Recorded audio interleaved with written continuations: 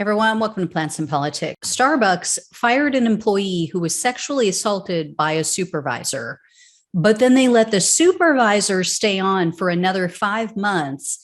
And in the meantime, they just transferred him to another store.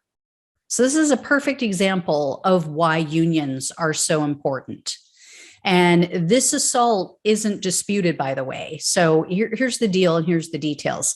In November of last year, an 18-year-old young woman, she's listed only by the pseudonym of Claire, she reported to her store manager that her supervisor sexually assaulted her at his home.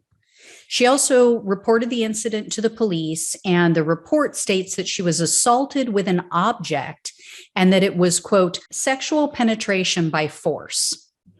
So the man who's accused of doing this, he admitted to assaulting her. He took this plea deal in March of this year.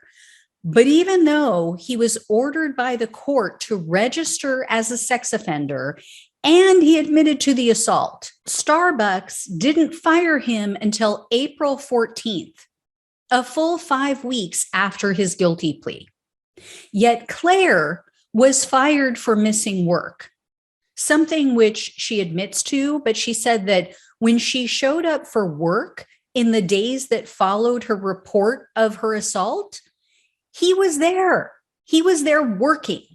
So she said she couldn't go in, obviously. She had a full attack. She had total PTSD and a full anxiety attack. So she skipped work, and Starbucks is saying, oh, no, we didn't have him working there. So they're denying that the man still worked at the store in the weeks following her report. But even if it's true, why was he allowed to continue on with the company until weeks after he pleaded guilty and he became a registered sex offender? I understand that probably legally they can't just fire him based on the word of someone else, but she made a police report. And here's the thing. They had other employees who corroborated her accounting of the situation. They also say that the man repeatedly made sexual comments and jokes around them and two other employees. And he would remind them that, oh, I have authority over you. Remember, I'm your supervisor. So the employees told a news outlet that management was more interested in distributing anti-union propaganda and protecting the predator than they were in protecting the employees. And 13 employees submitted a letter to the corporate office, which stated in part, quote, across the country, partners associated with union organizations are being wrongfully terminated without prior written notice for minor infractions such as dress code offenses and safety violations. But an individual who had been arrested and indicted for felony sexual assault was allowed to remain employed for 4 months before termination. Clearly, Starbucks is more interested in national union busting than protecting its partners from sexual assault.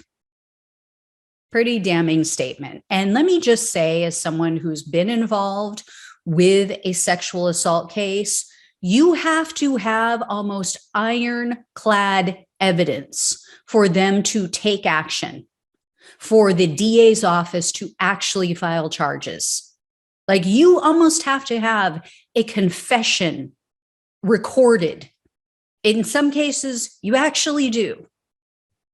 So, like I said, just one more reason why employees need to level the playing field and get some power back and unionize, because who's looking out for them in situations like this?